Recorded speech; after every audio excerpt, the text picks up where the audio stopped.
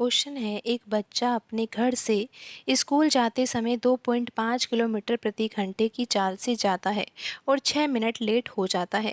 अगले दिन वह अपनी चाल जो है ना वो 1 किलोमीटर प्रति घंटा बढ़ा देता है। यानी कि पहले अगर 2.5 किलोमीटर प्रति घंटे की चाल से वह जाता था तो उसको देरी ही हो जाती थी। तो उसने क्या किया, चाल में परिवर्तन किया और 1 किलोमीटर प्रति घंटा उसने बढ़ा दिया। तो चाल उसकी जो है ना वो 3.5 किलोमीटर प्रति घंटा हो जाएगी।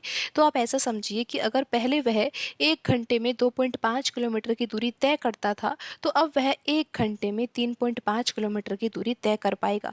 तो इस कारण वह थोड़ा जल्दी भी पहुंच जाएगा। लेकिन अब क्या होता है कि वह स्कूल 6 मिनट जल्दी पहुंच जाता है, यानी कि उसको देरी नहीं होती है और वह सही समय से भी 6 मिनट पहले ही पहुंच जाता है। तो अब हम इस प्रश्न को हल करेंगे और हमें ज्ञात ये करना है कि घर से स्कूल की दूरी क्या होगी। तो यहाँ पर आप ऐसा समझिए कि दो कंडीशन है। पहली कंडीशन तो ये है कि जिसमें चाल कितनी है, 2.5 किलोमीटर प्रति घंटा है और उस स्थिति में उस बच्चे को 6 मिनट देरी भी हो रही है, यानी कि वो निश्चित समय पर स्कूल नहीं पहुंच रहा है और उसको 6 मिनट की देरी हो रही है। लेकिन फिर दूसरी कंडीशन हम ये मानेंगे कि जब चाल को बढ़ा दिया गया है, यानी कि 1 किलोमीटर प्रति घंटा जो है वो चाल को बढ़ा दिया गया है, तो दूसरी कंडीशन के लिए जो चाल होगी वो 3.5 किलोमीटर प्रति घंटा होगी। लेकिन वहाँ पर आपको ध्यान देना है कि जो समय है वो कितना है। समय यहाँ पर ऐसे तो दिया नहीं हुआ कि कितना समय लग रहा है, लेकिन प्रश्न में ऐसा डाटा दिया हुआ है कि स्कूल वह 6 मिनट पहले ही पहुँच जाता है, यानी कि जो निश्चित समय है उससे 6 मिनट पहले पहुँच जाता है। तो आपको ये तो समझ में आ गया है कि हम यहाँ पर किन दो कंडीशन की बात कर रहे हैं। एक कंडीशन वह है जिसमें चाल जो है वो 2.5 किलोमीटर प्रति घंटा है और दूसरी कंडीशन वह है जिसमें चाल जो है वो 1 किलोमीटर प्रति घंटा बढ़ा दी गई है और बढ़ाने के बाद जो चाल होगी वो कितनी होगी, 3.5 किलोमीटर प्रति घंटा होगी। तो इस तरह से हमने यहाँ पर चाल लिख ली है, पहली कंडीशन और दूसरी कंडीशन की। लेकिन अब हम यहाँ पर चाल के बीच में अनुपात निकालेंगे, तो यहाँ पर हम इस तरह से अनुपात निकाल लेते हैं। तो 5 के पहाड़े से तो ये दोनों संख्याएं कट ही जाएगी और कितनी बार कटेगी ये आपको पता है कि यहाँ पर आएगा 0.5 और यहाँ पर कितना आ जाएगा 0.7। लेकिन फिर यहाँ पर दशमलव हट ही जाएगा, तो यहाँ पर जो ये अनुपात है ना वो 5:7 होगा। तो इस तरह से आपको यहाँ पर ये समझना है कि जो यहाँ पर ये अनुपात आएगा वो कितना आएगा, 5:7 आएगा। तो यहाँ पर हम लिख सकते हैं कि चाल के बीच में जो अनुपात आएगा वो कितना आएगा, 5:7 आएगा। तो यहाँ पर अब आपको ये पता होना चाहिए कि चाल का अनुपात तो यहाँ पर प्रश्न में हमको मतलब चाल तो यहाँ पर दी हुई थी, तो यहाँ पर हमने चाल का अनुपात भी निकाल लिया है। लेकिन अब समय का अनुपात हम कैसे लिखेंगे, तो आपको पता होना चाहिए कि जो दो कंडीशन हम यहाँ पर मान रहे हैं, पहली कंडीशन वह है जिसमें 2.5 किलोमीटर प्रति घंटा चाल है और दूसरी कंडीशन ये है कि 3.5 किलोमीटर प्रति घंटा चाल है। लेकिन आप इतना समझिए कि जो चाल यहाँ पर हम चेंज कर रहे हैं, लेकिन दूरी चेंज नहीं हुई है, दूरी अभी भी वही है कि घर से स्कूल ही जाना है। यानी कि दोनों कंडीशन में जो दूरी है वो समान है। तो यहाँ पर अगर दूरी समान है ना, और चाल का अनुपात तो हमने निकाल ही लिया क्योंकि प्रश्न में चाल दी हुई थी, तो अनुपात निकालना तो आसान ही था क्योंकि चाल दी हुई थी। अगर चाल का अनुपात यहाँ पर हमने 5:7 निकाला है ना और दूरी यहाँ पर प्रश्न में समान है दोनों कंडीशन के लिए, तो समय का अनुपात तो हम आसानी से निकाल सकते हैं। करना ही क्या है, चाल के अनुपात को उल्टा करना है। यानी कि जैसे कि यहाँ पर 5:7 ये चाल का अनुपात दिया हुआ है ना, तो समय का अनुपात हम लिख सकते हैं 7:5। इस तरह से यहाँ पर हम समय का अनुपात लिख सकते हैं। तो यहाँ पर समय का अनुपात तो आ ही गया है। अब आप यहाँ पर ये समझिए कि समय में अंतर तो आ रहा है, यानी कि जब यहाँ पर चाल जो है वो 5 यूनिट थी या फिर आप समझिए कि 2.5 किलोमीटर प्रति घंटा थी, उस स्थिति में समय लग रहा था 7 यूनिट का। लेकिन चाल यहाँ पर 5 से 7 हो गई, यानी कि 2.5 किलोमीटर प्रति घंटा से 3.5 किलोमीटर प्रति घंटा हो गई। तो उस स्थिति में जो समय यहाँ पर पहले 7 यूनिट लग रहा था, अब समय 5 यूनिट लग रहा है। यानी कि समय में यहाँ पर कमी हुई है और कितनी कमी हुई है, 2 यूनिट की कमी हुई है। लेकिन प्रश्न के अनुसार ये 2 यूनिट की वैल्यू जो है वो किसके बराबर है, ये हमें पता लगानी होगी। आपको पता है कि दोनों कंडीशन में जो समय है ना उसमें अंतर आया है। पहली कंडीशन में समय 7 यूनिट लग रहा था, लेकिन चाल को बढ़ा दिया गया है तो समय भी यहाँ पर कम लगा है और कितना लगा है, 5 यूनिट लगा है। तो समय में जो अंतर आया है वो 2 यूनिट का अंतर आया है। लेकिन प्रश्न के अनुसार ये 2 यूनिट की वैल्यू किसके बराबर होगी ये हमें ज्ञात करना होगा। तो अब आप यहाँ पर ये समझिए कि जब घर से स्कूल जाना है तो स्कूल पहुँचने का जो निश्चित समय है, आप ऐसा समझ लीजिए कि स्कूल का जो समय है वो 10 बजे का है, आप ऐसा समझ सकते हो। तो यहाँ पर जो पहली कंडीशन है, यानी कि जब चाल यहाँ पर 2.5 किलोमीटर प्रति घंटा है, उस स्थिति में उस बच्चे को स्कूल पहुँचने में 6 मिनट लेट हो जाता है। तो वह बच्चा जो है वो 10 बजे नहीं पहुँचता है और कितने बजे पहुँचता है, 10:06 पर पहुँचता है। तो उसको 6 मिनट की देरी हो जाती है। लेकिन दूसरी कंडीशन ये है कि जब चाल जो है वो 2.5 से 3.5 हो जाती है, तो उस स्थिति में तो वह 6 मिनट जल्दी ही स्कूल पहुंच जाता है। यानी कि 10 बजे तो निश्चित समय था, लेकिन वह बच्चा तो 9:54 पर ही स्कूल पहुंच गया और इस तरह से वह 6 मिनट पहले ही पहुंच गया। तो आप ये देखिए कि जो दोनों कंडीशन है, यानी कि पहली कंडीशन में तो उसको समय लग रहा था कितना, यानी कि वह 10:06 पर स्कूल पहुंच रहा था, और यहाँ पर दूसरी कंडीशन में वह 9:54 पर ही स्कूल पहुंच गया। तो यहाँ पर जो चाल में अंतर किया है ना हमने, 2.5 से 3.5 कर दिया, इसी कारण ये समय में अंतर आया है। और ये अंतर आया है तो यहाँ पर कितने मिनट का अंतर आया आप देख सकते हो। यहाँ पर 10 बजे और 10 बजे से यहाँ पर 9:54, तो यहाँ पर 6 मिनट का अंतर आया है। और यहाँ पर भी 10 बजे से 10:06 में आप देख सकते हो कि 6 मिनट का अंतर आया है। और कुल मिलाकर ये जो दोनों कंडीशन में समय का अंतर आया है वो कितने का आया है, 12 मिनट का अंतर आया है। यानी कि चाल में जैसे ही परिवर्तन किया है, तो चाल में परिवर्तन के कारण 12 मिनट का यहाँ पर अंतर आ गया है। तो यहाँ पर हम लिख सकते हैं कि जो यहाँ पर ये अनुपात में 2 यूनिट का अंतर है ना, और वास्तव में ये किसके बराबर है, 12 मिनट के बराबर है। तो यहाँ से 1 यूनिट किसके बराबर होगा, 1 यूनिट होगा यहाँ पर 6 मिनट के बराबर। तो इस तरह से यहाँ पर प्रश्न को हल करना है। लेकिन यहाँ पर अब 1 यूनिट की वैल्यू तो आ गई है, लेकिन अब आगे कैसे प्रश्न को हल करना होगा। तो यहाँ पर अब हम दोनों कंडीशन से समय ज्ञात कर सकते हैं। आपको पता है कि पहली कंडीशन में जो समय लग रहा था, यानी कि पहली कंडीशन क्या है, जब चाल कितनी थी, 2.5 किलोमीटर प्रति घंटा थी ना, उस स्थिति में समय लग रहा था 7 यूनिट का। लेकिन जब यहाँ पर चाल को बढ़ा दिया गया है, यानी कि 2.5 से 3.5 कर दिया गया है, तो उस स्थिति में जो समय लग रहा है वो कितना लग रहा है, 5 यूनिट समय लग रहा है। तो यहाँ पर हम समय की वैल्यू तो आसानी से ज्ञात कर सकते हैं, क्योंकि हमें ये पता है कि 1 यूनिट बराबर कितना है, 6 मिनट है। तो यहाँ पर 7 यूनिट की वैल्यू ज्ञात करनी है, तो यहाँ पर हम 7 में 6 का गुणा करेंगे, क्योंकि 1 यूनिट बराबर 6 मिनट है। तो 7 यूनिट किसके बराबर होगा, 7 में 6 का गुणा करेंगे तो यहाँ पर आ जाएगा 42 मिनट। यानी कि पहली कंडीशन के अनुसार जो समय लग रहा है वो कितना लग रहा है, 42 मिनट का समय लग रहा है। और दूसरे कंडीशन में हमें समय ज्ञात करना है, तो यहाँ पर भी हम 6 का ही गुणा करेंगे और यहाँ पर आ जाएगा 30 मिनट। यानी कि यहाँ पर दूसरे कंडीशन में जो समय लगेगा वो कितना लगेगा, 30 मिनट का समय लगेगा। अगर प्रश्न में ऐसा पूछा जाता कि जब चाल 2.5 किलोमीटर प्रति घंटा है, तो उस स्थिति में समय कितना लगता घर से स्कूल जाने में, तो आंसर आता 42 मिनट का। और प्रश्न में अगर ऐसा पूछा जाता कि जैसे कि चाल को बढ़ा दिया गया है, 2.5 से 3.5 कर दिया गया है, तो उस स्थिति में समय कितना लगता, तो समय यहाँ पर आता है 30 मिनट। लेकिन प्रश्न में समय तो पूछा ही नहीं गया, प्रश्न में पूछा गया है कि घर से स्कूल की दूरी क्या होगी। तो अब हमें दूरी ज्ञात करनी है, और आपको पता है कि दूरी ज्ञात करने के लिए हमें क्या चाहिए रहता है, चाल चाहिए रहती है और समय चाहिए रहता है। तो आपको पता है कि चाल तो यहाँ पर प्रश्न में पहले से ही दी हुई थी। पहली कंडीशन से चाल यहाँ पर 2.5 किलोमीटर प्रति घंटा थी, और दूसरी कंडीशन से चाल यहाँ पर 3.5 किलोमीटर प्रति घंटा थी। लेकिन हमें समय नहीं पता था, और समय अब हमने ज्ञात कर ही लिया है कि पहली कंडीशन में 42 मिनट का समय लग रहा है, और दूसरी कंडीशन से जो समय लग रहा है वो 30 मिनट का समय लग रहा है। तो अब हम यहाँ पर दूरी ज्ञात कर सकते हैं। तो आपको पता है कि पहली कंडीशन से जो समय लग रहा है वो तो 42 मिनट का है, और दूसरी कंडीशन से जो समय लग रहा है वो कितना है, 30 मिनट का है। तो यहाँ पर अब हम दूरी ज्ञात कर लेते हैं। तो आपको पता होना चाहिए कि दूरी का जो सूत्र होता है वो तो स्पीड मल्टीप्लाई टाइम होता है। और यहाँ पर हम किसी भी कंडीशन से दूरी ज्ञात कर सकते हैं, क्योंकि दोनों कंडीशन में घर से स्कूल ही जाना है। तो यहाँ पर चाल और समय में ही तो परिवर्तन आया है, बाकी दूरी तो दोनों कंडीशन से समान ही आएगी। आप यहाँ पर देख सकते हो कि अगर हम पहली कंडीशन से यहाँ पर दूरी ज्ञात करेंगे, तो पहली कंडीशन के लिए हमें यहाँ पर चाल कितनी रखनी होगी, 2.5 और मल्टीप्लाई, और समय कितना है, 42 मिनट का। तो यहाँ पर हम लिखेंगे 42, और बट्टे में हमें क्या लिखना होगा, 60। क्यों लिखेंगे हम यहाँ पर बट्टे में 60, क्योंकि आपको पता होना चाहिए कि चाल तो किलोमीटर प्रति घंटा में है और समय यहाँ पर मिनट में है। अगर समय मिनट में है तो उसको घंटे में चेंज करना होगा, और घंटे में चेंज करने के लिए यहाँ पर 60 से भाग देना होगा। अब हम इसको हल कर लेते हैं, यहाँ से दशमलव हटेगा तो यहाँ पर बट्टे में 10 आ जाएगा। अब यहाँ पर हम 5 के पहाड़े से ये दोनों संख्याएं काट सकते हैं, तो यहाँ पर आ जाएगा 5 और यहाँ पर आ जाएगा 2। फिर यहाँ पर 2 के पहाड़े से ये 42 भी काटा जा सकता है, ये कटेगा 21 बार। 5 के पहाड़े से यहाँ पर 60 काटा जा सकता है, ये कटेगा 12 बार। और यहाँ पर 3 के पहाड़े से ये 21 और 12 को काटा जाएगा, तो यहाँ पर आ जाएगा 7 और यहाँ पर आ जाएगा 4। तो यहाँ पर डिस्टेंस जो आएगा वो कितना आएगा, 7/4 किलोमीटर आएगा। आप देख सकते हो कि यहाँ पर ऑप्शन सी जो है वो सही आंसर होगा। तो यहाँ पर पहली कंडीशन से तो दूरी आ ही गई है 7/4 किलोमीटर। हम यहाँ पर दूसरी कंडीशन से भी दूरी ज्ञात कर सकते हैं। दोनों कंडीशन से दूरी यहाँ पर समान ही आएगी। आपको पता है कि यहाँ पर आंसर कितना आया है? आंसर यहाँ पर ऑप्शन सी आया है 7/4 किलोमीटर। लेकिन अब हम यहाँ पर दूसरी कंडीशन से भी दूरी ज्ञात कर रहे हैं। तो यहाँ पर आपको पता है कि दूसरी कंडीशन के लिए जो चाल है वो कितनी है? यहाँ पर चाल को 1 किलोमीटर प्रति घंटा बढ़ा दिया गया है ना, तो 2.5 से कितनी हो गई थी चाल? 3.5 किलोमीटर प्रति घंटा हो गई थी। और समय यहाँ पर दूसरी कंडीशन से कितना है? 30 मिनट का समय है। तो यहाँ पर समय के स्थान पर हम 30 लिखेंगे और बट्टे में हम 60 लिखेंगे, क्योंकि मिनट को यहाँ पर घंटे में चेंज करना होगा, क्योंकि चाल यहाँ पर किलोमीटर प्रति घंटा में दी हुई है।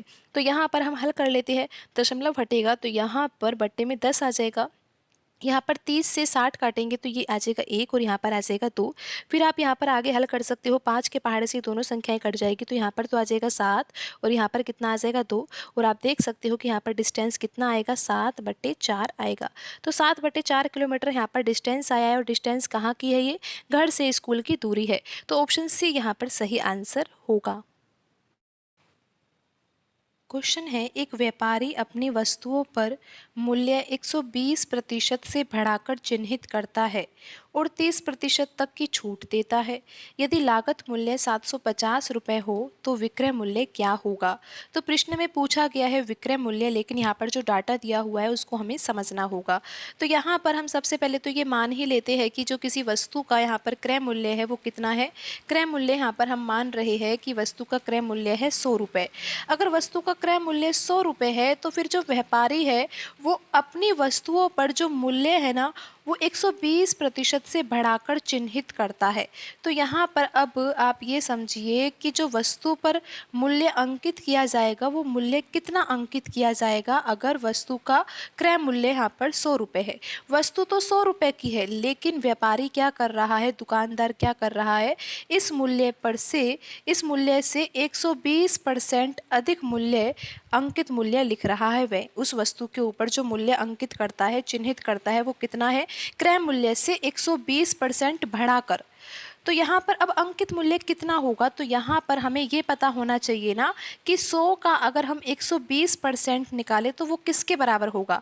तो यहाँ पर अगर 100 का 120% निकालेंगे तो हम इस प्रकार से निकालेंगे 100 गुणा 120/100। 100 से 100 कट ही जाएगा और यहाँ पर कितना आएगा? 120 आएगा।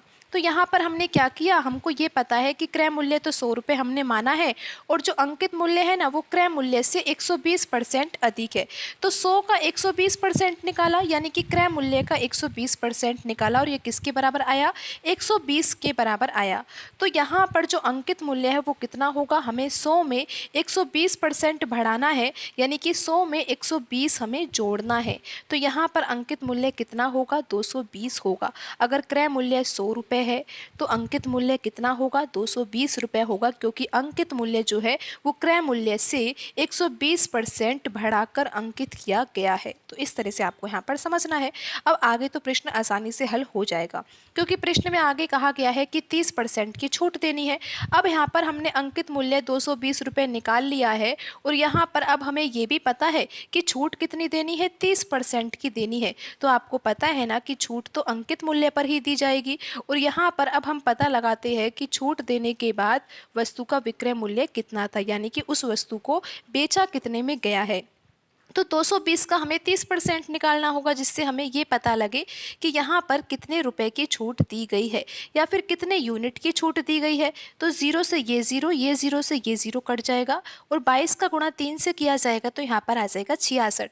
तो यहाँ पर जो छूट दी जाएगी वो कितने की दी जाएगी? 66 रुपये की छूट दी जाएगी, या फिर आप यहाँ पर यूनिट में भी मान सकते हो कि 66 यूनिट की छूट दी जाएगी। तो 220 में से अगर हम 66 घटाएंगे तो यहाँ पर हमें पता लग जाएगा कि विक्रय मूल्य कितना है, क्योंकि 220 में से हमें 66 रुपये कम करने होंगे, क्योंकि 66 रुपये की छूट दी गई है। तो यहाँ पर तो आ जाएगा 4 और यहाँ पर आएगा 5 और यहाँ पर आ जाएगा 1। तो यहाँ पर आप ये समझ जाओ कि छूट कितने की दी गई है? ₹66 की दी गई है और छूट देने के बाद वस्तु का जो मूल्य है वो कितना हो गया है, ₹154 हो गया है। तो अब आप इस तरह से समझिए कि अगर हमने यहाँ पर क्रय मूल्य 100 यूनिट माना था या फिर ₹100 माना था, तो फिर अंकित मूल्य तो कितना था, क्रय मूल्य से 120% अधिक यानी कि 220 यूनिट था। फिर 220 यूनिट पर हमने 30% की छूट दी, 30% की छूट दी यानी कि ₹66 की छूट दी, और ₹66 की छूट देने के बाद वस्तु का जो विक्रय मूल्य है वो कितना है, ₹154 है। तो यहाँ पर अब हमें वैल्यू तो किसकी ज्ञात करनी है, हमें विक्रय मूल्य की वैल्यू ज्ञात करनी है। लेकिन आप यहाँ पर ध्यान दीजिए कि प्रश्न में वैल्यू किसकी दे रखी है। प्रश्न में जो वैल्यू दी हुई है कि यदि लागत मूल्य ₹750 है, यानी कि प्रश्न में जो वैल्यू दे रखी है वो क्रय मूल्य की दे रखी है। 100 यूनिट की वैल्यू कितनी दे रखी है, ₹750 दे रखी है, और प्रश्न में हमें ज्ञात करना है कि विक्रय मूल्य क्या होगा, यानी कि हमें 154 यूनिट की वैल्यू ज्ञात करनी है। तो अब आप यहाँ पर ये समझिए कि 100 यूनिट किसके बराबर है, ₹750 के बराबर है ना।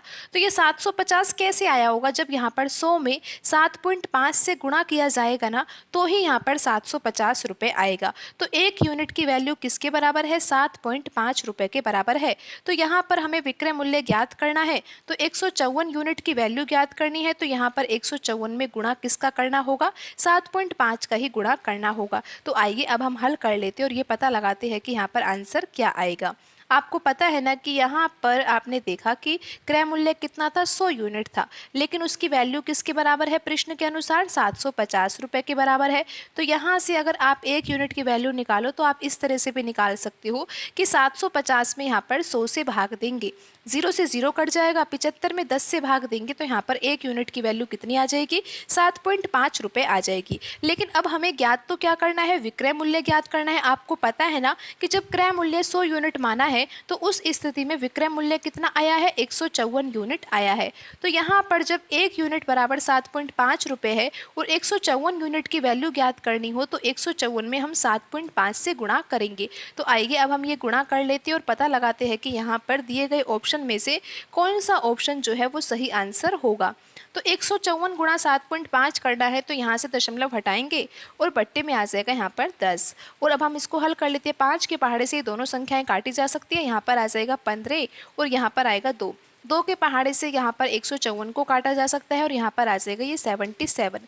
तो अब हमें गुणा करना है 77 का किससे, 15 से। 15 सत्ता कितना होता है, 105 होता है, और 15 का गुणा 7 से करोगे 105 आएगा। 105 में 10 जोड़ेंगे तो 115 आ जाएगा, और यहाँ पर जो आंसर आएगा विक्रय मूल्य का वो कितना आ जाएगा, ₹1155 आएगा, और यहाँ पर ऑप्शन बी सही आंसर होगा। क्वेश्चन है, तीन संख्याओं का योग 280 है। यदि पहली और दूसरी संख्या का अनुपात 2:3 है और दूसरी और तीसरी संख्या का अनुपात 4:5 है, तो दूसरी संख्या ज्ञात कीजिए। तो यहाँ पर प्रश्न में दिया हुआ है कि जो तीन संख्याएं हैं ना, उनका योग अगर हम करेंगे तो वो कितना आना चाहिए, 280 आना चाहिए। लेकिन यहाँ पर संबंध दिया हुआ है तीनों संख्याओं के बीच में। संबंध ऐसा है कि जैसा कि हम यहाँ पर लिख लेते हैं पहली संख्या, दूसरी संख्या, और यहाँ पर हम लिख लेते हैं तीसरी संख्या। तो पहली संख्या और दूसरी संख्या के बीच में जो अनुपात दिया हुआ है वो है 2:3। तो यहाँ पर हम लिखेंगे 2 और यहाँ पर 3, क्योंकि ये जो अनुपात है ना, ये पहली संख्या और दूसरी संख्या के बीच में है। तो पहली संख्या के नीचे 2 लिख दिया और दूसरी संख्या के नीचे 3 लिख दिया और इस तरह से अनुपात लिख दिया। अब आगे दिया हुआ है कि जो यहाँ पर ये दूसरा अनुपात दिया हुआ है जो कि 4:5 है, लेकिन ये किस किस के बीच का है, दूसरी और तीसरी संख्या के बीच में। तो दूसरी के नीचे तो हम यहाँ पर 4 लिखेंगे और तीसरी संख्या के नीचे 5, और इस तरह से हम लिखेंगे 4:5, क्योंकि ये दूसरी और तीसरी संख्या के बीच का अनुपात है। तो अब आप ये देखिए कि जो यहाँ पर संख्या पहली है, दूसरी है और तीसरी है, लेकिन यहाँ पर हमने ये देखा कि जो ये दूसरी संख्या है ना, इसका अनुपात जब पहली संख्या से निकाला जाता है तो यहाँ पर 3 आ रहा है, और जब तीसरी संख्या के साथ इसका अनुपात लिखा जाता है तो ये 4 आ रहा है, जबकि वास्तव में है तो ये एक ही संख्या, यानी कि जिस दूसरी संख्या की बात कर रही है वो एक अलग अलग संख्या नहीं है। यहाँ पर प्रश्न में 3 संख्याओं की बात हो रही है, तो दूसरी संख्या वही है जो यहाँ पर जिसका अनुपात हमने पहली संख्या से निकाला है वही दूसरी संख्या है, और उसी दूसरी संख्या की बात हो रही है ये तीसरी संख्या के अनुपात के साथ। तो ये संख्या तो एक ही है, लेकिन यहाँ पर जब अनुपात लिख रही है तो ये अलग अलग आ रहा है, तो इसको बराबर कर देते हैं ना। जैसा कि यहाँ पर 3 है, यहाँ पर 4 है, तो यहाँ पर हम ये वैल्यू बराबर कर देंगे। बराबर करना बिल्कुल आसान है। करना क्या चाहिए, यहाँ पर पर 4 का गुणा कर देंगे और 4 में 3 का गुणा कर देंगे, जिससे कि ये 12 हो जाएगा। लेकिन ध्यान रखिए कि ये अनुपात है, अगर यहाँ पर 3 में 4 का गुणा किया है तो 2 में भी 4 का गुणा होगा। उसी प्रकार 4 में 3 का गुणा किया है तो 5 में 3 का गुणा होगा। अब हम देखते हैं कि नया अनुपात क्या आएगा। तो यहाँ पर पहली संख्या का अनुपात क्या आएगा, ये आप आसानी से पता लगा सकते हो कि 2 का गुणा 4 से होगा, तो यहाँ पर आ जाएगा 8। और दूसरी संख्या का आपने देखा कि पहले तो ये अनुपात अलग अलग था, लेकिन अब इसको बराबर कर दिया गया है और बराबर कर दिया तो अब किसके बराबर हो गया ये, 3 का गुणा 4 से करेंगे 12 आएगा, चाहे 4 का गुणा 3 से करेंगे तो भी 12 ही आएगा। तो यहाँ पर ये दूसरी संख्या का अनुपात आ गया है 12। और तीसरी संख्या के लिए आप देख सकते हो कि 5 का गुणा 3 से करेंगे तो कितना आ जाएगा, 15 आ जाएगा। तो यहाँ पर पहली संख्या, दूसरी संख्या और तीसरी संख्या के बीच में जो अनुपात में संबंध आया है वो कितना है, 8:12:15। तो यहाँ पर हम लिख लेते हैं फर्स्ट संख्या और ये दूसरी संख्या और ये है तीसरी संख्या, और इनके बीच में जो अनुपात का संबंध है वो इस प्रकार से है। तो अब आप यहाँ पर देखिए, अगर हम इस अनुपात का योग करें तो कितना आएगा। अगर हम यहाँ पर अनुपात का योग करेंगे तो कितना आएगा, 8 में 12 जोड़ेंगे तो कितना आएगा, 20, और 20 में 15 जोड़ा जाएगा तो कितना आएगा, 35 आएगा। यानी कि यहाँ पर आप ऐसा मान लीजिए कि तीनों संख्याओं का योग कितना है, 35 यूनिट है। और 35 यूनिट में से 8 यूनिट तो क्या है, पहली संख्या, 12 यूनिट क्या है, दूसरी संख्या, और 15 यूनिट क्या है, तीसरी संख्या। तो यहाँ पर जो हमने ये अनुपात का योग निकाला है ये तो कितना आया है, 35 यूनिट है। लेकिन प्रश्न के अनुसार तीनों संख्याओं का योग दिया हुआ है वो है 280 के बराबर। तो 35 यूनिट की वैल्यू किसके बराबर होगी, 280 के बराबर होगी। यहाँ से 1 यूनिट की वैल्यू निकालेंगे तो 280 में किससे भाग देना होगा, 35 से भाग देंगे। जब इसको हल किया जाएगा तो यहाँ पर 35 के पहाड़े से 280 कितनी बार कटेगा, ये कटेगा 8 बार। तो यहाँ पर प्रश्न के अनुसार आपने देखा कि 35 यूनिट की वैल्यू 280 के बराबर थी और 1 यूनिट की वैल्यू किसके बराबर आ गई है, 8 के बराबर आ गई है। तो यहाँ पर जब 1 यूनिट की वैल्यू 8 के बराबर आ ही गई है और प्रश्न में तो ऐसा पूछा गया है कि दूसरी संख्या ज्ञात कीजिए। जब हमें पता है ना कि 1 यूनिट बराबर किसके है, 8 के बराबर है, तो यहाँ पर अगर दूसरी संख्या ज्ञात करनी है यानी कि 12 यूनिट की वैल्यू ज्ञात करनी है तो यहाँ पर हमें 12 में किससे गुणा करना चाहिए, 8 से करना चाहिए, और तो यहाँ पर आ जाएगा 96। इसी प्रकार अगर तीसरी संख्या ज्ञात करनी होती तो तीसरी संख्या में भी हम 8 का ही गुणा करते, क्योंकि 1 यूनिट की वैल्यू किसके बराबर है, 8 के बराबर है, इसीलिए। तो 15 का गुणा 8 से करते तो 120 आ जाता। और अगर पहली संख्या ज्ञात करनी होती तो यहाँ पर भी हमें 8 का ही गुणा करना है, तो यहाँ पर पहली संख्या आ जाती 64। अगर आप यहाँ पर अब इन तीनों संख्याओं को जोड़ोगे जैसा कि 64, 96, 120, तो टोटल कितना आएगा, 280 आएगा। लेकिन प्रश्न में जो पूछा गया है हमें तो वही आंसर देना है ना। प्रश्न में पूछा गया है कि दूसरी संख्या क्या होगी, तो दूसरी संख्या 96 है और यहाँ पर ऑप्शन सी सही आंसर होगा। राम अकेला अगर उस कार्य को करे तो पूरा काम 25 दिनों में पूरा कर सकता है। तो प्रश्न में ऐसा कहा गया है कि राम एक व्यक्ति है और श्याम दूसरा व्यक्ति है और इनकी कार्य क्षमता में संबंध दिया हुआ है। तो पहले तो हम यही पता लगा लेते हैं कि जो ये संबंध दिया हुआ है वो किस तरह का दिया हुआ है। तो यहाँ पर हम लिख लेते हैं राम और यहाँ पर हम लिख लेंगे श्याम, और यहाँ पर इनकी कार्य क्षमता के बीच में जो संबंध दिया हुआ है उससे हम समझते हैं कि राम की कार्य क्षमता और श्याम की कार्य क्षमता के बीच में अनुपात कितना है। तो यहाँ पर देखिए कि राम की कार्य क्षमता अधिक है और किससे अधिक है, श्याम से अधिक है। कितना अधिक है, 50% अधिक है। तो 50% का हम भिन्न रूप लिखेंगे, प्रतिशत है और प्रतिशत को भिन्न में बदलना बिल्कुल आसान होता है, इसके लिए हमें 50 तो लिखना ही होगा और परसेंट का चिन्ह हटाकर हम बट्टे में लिख देंगे 100। और जब इसको हल किया जाएगा तो ये आ जाएगा 1/2 के बराबर, यानी कि जो 50% होता है वो 1/2 के बराबर होता है भिन्न में। तो यहाँ पर आपको अब क्या करना है, श्याम की दक्षता को मानना है 2 यूनिट, यानी कि जो श्याम है ना वो एक दिन में 2 यूनिट कार्य कर सकता है, क्योंकि ये जो 50% का संबंध दिया हुआ है ये कार्य क्षमता के बीच में दिया हुआ है। तो बट्टे में लिखा हुआ है 2, तो 2 यूनिट तो हमने मान लिया कि श्याम जो है ना वो एक दिन में 2 यूनिट कार्य करता है, ये श्याम की दक्षता है। और 2 का 50% होता है 1 के बराबर। तो यहाँ पर अगर राम की दक्षता श्याम की दक्षता से अधिक है, और कितना अधिक है, 50% अधिक है, यानी कि 1 यूनिट अधिक होगी। अगर श्याम की दक्षता एक दिन में 2 यूनिट कार्य करने की है तो राम की हो जाएगी शाम से 1 यूनिट अधिक यानी कि 3 यूनिट। यानी कि अगर राम एक दिन में 3 यूनिट कार्य करता है तो शाम एक दिन में कितना करता है, 2 यूनिट कार्य करता है। तो यहाँ पर इनकी कार्य क्षमता के बीच में अगर हम अनुपात भी निकालें ना, तो वो अनुपात आएगा 3:2। तो अब आपको अनुपात निकालना तो आ ही गया कार्य क्षमता के बीच में, लेकिन अब आपको ये पता होना चाहिए कि अगर यहाँ पर हम समय का अनुपात निकालें तो वो भी हम आसानी से निकाल सकते हैं। तो समय का अनुपात क्या होगा, कार्य क्षमता का जो ये अनुपात है ना, इसका उल्टा हो जाएगा। तो यहाँ पर जैसा कि 3:2 ये तो कार्य क्षमता का है, समय यानी कि कितने दिनों में ये कार्य करेंगे वो अनुपात यहाँ पर आएगा। तो यहाँ पर ये अनुपात कितना होगा, 2:3 होगा। तो यहाँ पर अब आप ये भी समझ गए कि समय का अनुपात कितना है, 2:3 है, और कार्य क्षमता का अनुपात कितना है, 3:2 है। तो अब हम आगे प्रश्न को कैसे हल करेंगे। आपको पता है कि राम और श्याम की जो कार्य क्षमता के बीच में जो अनुपात आया है वो कितना है, 3:2 है।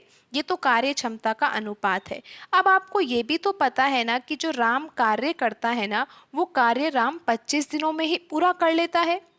राम अगर कार्य करता है ना, तो राम कार्य को पूरा कर लेता है, लेकिन कार्य करने के लिए राम को जो समय लगता है वो 25 दिन का समय लगता है।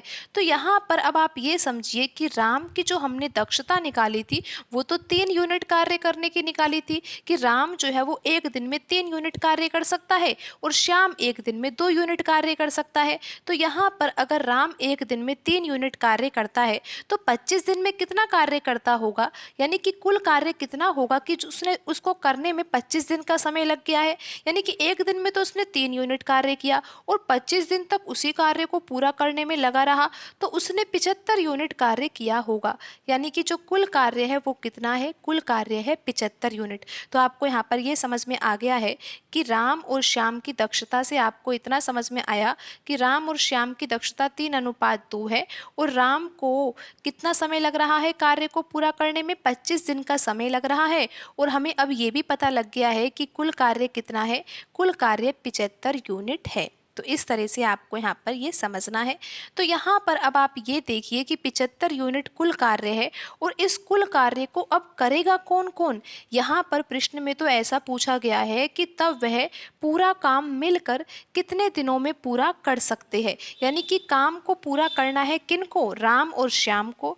और राम और श्याम अगर कार्य करेंगे भी सही, तो करना किस कार्य को है, इस 75 यूनिट कार्य को ही तो पूरा करना है। और 75 यूनिट कार्य को कौन करेगा, राम और श्याम। अब हमें ये भी पता है कि राम तो एक दिन में 3 यूनिट कार्य करता है और श्याम एक दिन में 2 यूनिट कार्य करता है।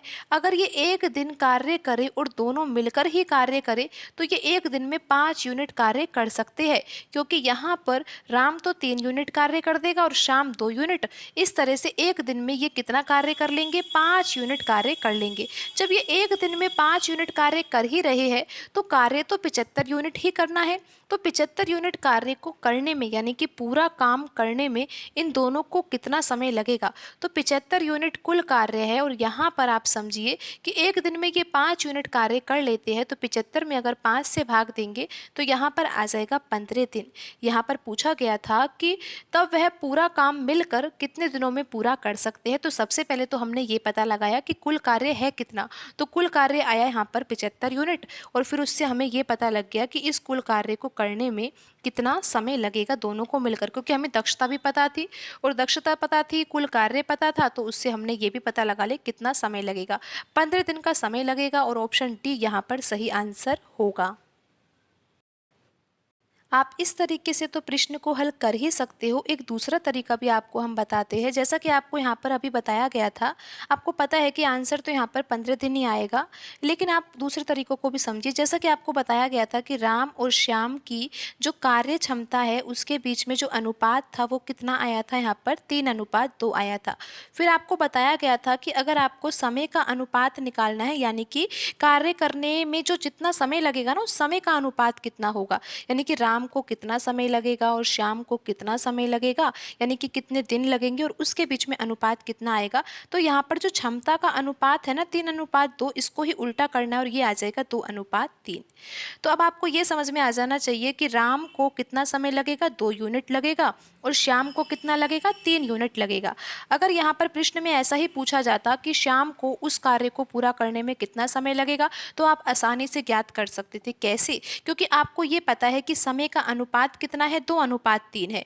तो यहाँ पर जो ये 2 यूनिट है ना, इसकी वैल्यू प्रश्न में दी हुई है। किसके बराबर है? ये 25 दिन के बराबर है। तो यहाँ पर 2 यूनिट की वैल्यू तो किसके बराबर है? 25 दिन की। और हमें अगर ये पता लगाना हो कि शाम कार्य करने में कितना समय लेगा, तो हमें यहाँ पर 3 यूनिट की वैल्यू ज्ञात करनी होती। तो यहाँ पर हमें कैसे ज्ञात करना होता? यहाँ पर हम 2 यूनिट बराबर किसके है? 25 दिन के। तो यहाँ पर आ जाता है ये 12.5, और यहाँ पर भी अगर हम 12.5 से गुणा करते तो यहाँ पर आ जाता है ये 37.5 दिन।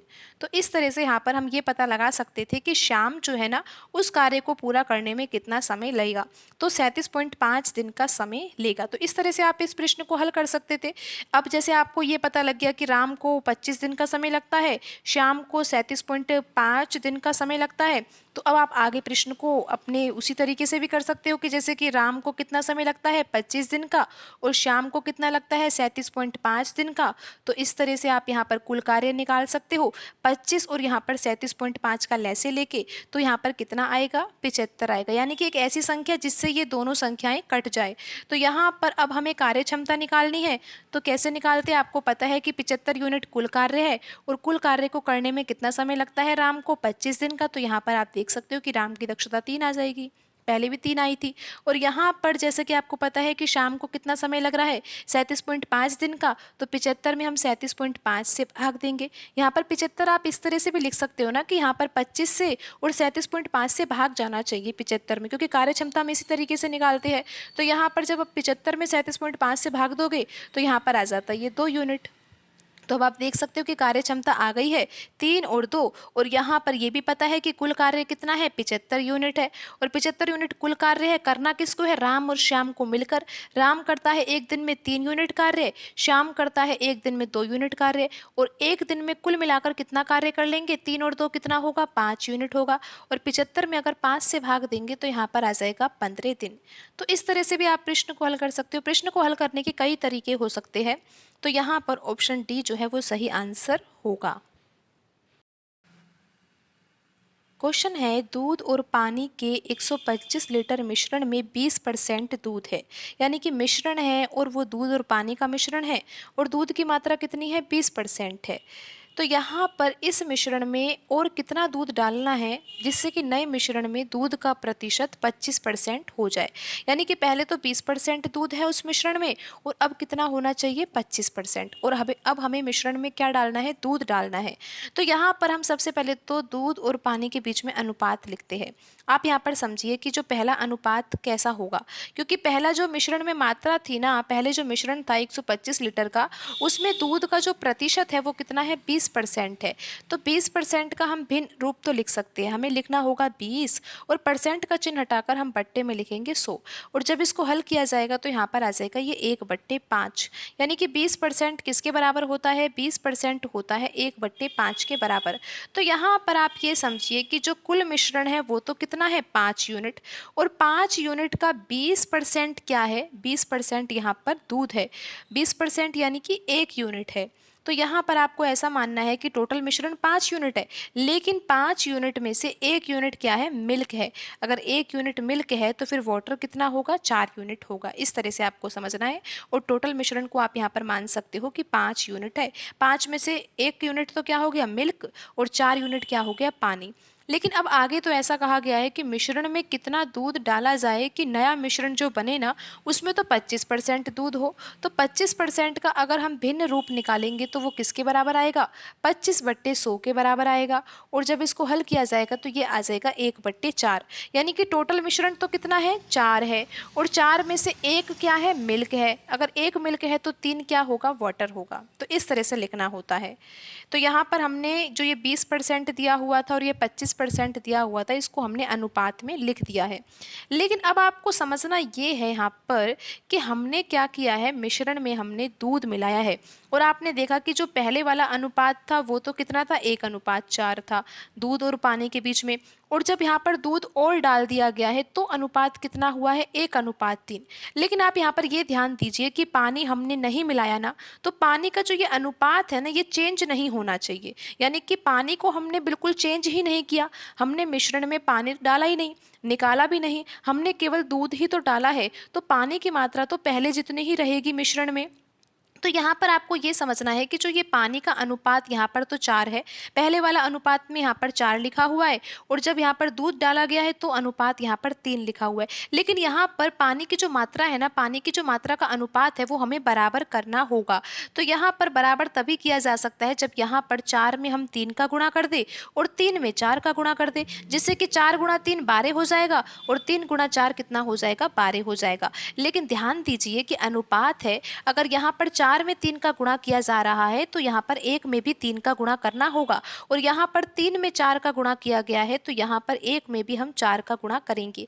तो अब यहाँ पर नया अनुपात क्या आ जाएगा, आप यहाँ पर ध्यान दीजिए, मिल्क और वाटर के बीच में जो अनुपात आएगा वो क्या आएगा, 1 का गुणा 3 से किया जाएगा 3 आएगा, यहाँ पर 4 का गुणा 3 से किया जाएगा 12 आएगा, और यहाँ पर 1 का गुणा 4 से किया जाएगा 4 आएगा, और 3 गुणा 4 करेंगे तो यहाँ पर आ जाएगा 12। इस तरह से यहाँ पर आपने देखा कि पानी की जो मात्रा का अनुपात है वो बराबर आ गया, लेकिन मिल्क की मात्रा में परिवर्तन है, और परिवर्तन तो होना ही चाहिए क्योंकि पहले अगर दूध यहाँ पर 3 यूनिट था उस मिश्रण में, तो अब दूध और भी तो डाला गया है, तभी तो ये 3 से क्या हो गया है, 4 हो गया है। तो यहाँ पर जो परिवर्तन आया है वो कितने का आया है, 1 यूनिट का परिवर्तन आया है। तो इस तरह से आपने यहाँ पर ये समझा कि जो परिवर्तन आया है वो कितना आया है, 1 यूनिट का परिवर्तन आया है। अब हम यहाँ पर आगे प्रश्न को हल करते हैं। तो आपने समझा कि मिल्क और वाटर के बीच में जो पहले वाला अनुपात था वो तो 3:12 हो गया, लेकिन बाद में जब दूध डाला गया तो यहाँ पर ये नया अनुपात हो गया 4:12। लेकिन यहाँ पर पानी की मात्रा को तो हमने बराबर कर ही दिया है। तो यहाँ पर अब हमें ये भी पता है कि मिल्क जो मिलाया गया है वो 1 यूनिट मिलाया गया है, क्योंकि अनुपात से समझ में आ रहा है, लेकिन आंसर तो हमें लीटर में देना है। तो यहाँ पर हमें ये पता लगानी होगी कि 1 यूनिट की वैल्यू किसके बराबर है, यानी कि आंसर हमें लीटर में देना है। तो कैसे पता लगाए कि 1 यूनिट कितने लीटर के बराबर है। तो यहाँ पर आप ये देखिए, एक डाटा दिया हुआ है प्रश्न में, इस ओर हमें ध्यान देना होगा। यहाँ पर प्रश्न में दिया हुआ है कि दूध और पानी का जो मिश्रण है वो 125 लीटर है, जिसमें दूध कितना है, 20%। यानी कि जो पहले वाला अनुपात है ना, उससे हमें ये समझ में आना चाहिए कि यहाँ पर जैसा कि 3:12 है तो टोटल मिश्रण कितना होगा, 3 में 12 जोड़ेंगे तो यहाँ पर आ जाएगा ये 15। यानी कि जो पहले वाला अनुपात था ना, उसमें आपने देखा कि टोटल मिश्रण कितना है, 15 यूनिट है, लेकिन वास्तव में इसकी वैल्यू प्रश्न के अनुसार किसके बराबर है, 125 लीटर के बराबर है, क्योंकि 15 यूनिट यहाँ पर किसके बराबर होगा, 125 लीटर के बराबर होगा। तो यहाँ से हम 1 यूनिट की वैल्यू अब निकाल सकते हैं, और यहाँ पर हमें आवश्यकता भी किसकी है, 1 यूनिट की वैल्यू की। तो यहाँ पर 1 यूनिट बराबर क्या होगा, 125 में हमें किससे भाग देना होगा, 15 से भाग देना होगा। तो अब हम यहाँ पर जल्दी से 125 में 15 से भाग देंगे तो 15 8 120 आएगा, और 15 या 45 और 15 या 45, इस तरह से आंसर आएगा। तो यहाँ पर 1 यूनिट की वैल्यू कितनी आई है, 8.33 लीटर आई है। और आप यहाँ पर देख सकते हो कि यहाँ पर जो हमने देखा कि मिल्क जो पहले था, मिल्क का जो पहले अनुपात था वो तो 3 यूनिट था, लेकिन बाद में कितना हुआ, ये 4 यूनिट हो गया, क्योंकि यहाँ पर हमने दूध को मिलाया गया है मिश्रण में। तो यहाँ पर कितना मिलाया गया है, 1 यूनिट मिलाया गया है, और 1 यूनिट की वैल्यू तो आपको पता है कि कितनी आई है, 8.33 लीटर यहाँ पर आई है। तो प्रश्न में यही पूछा गया था कि इस मिश्रण में कितना दूध डाला जाए, तो मिश्रण में दूध कितना डालना है, 8.33 लीटर। यहाँ पर ऑप्शन बी सही आंसर होगा।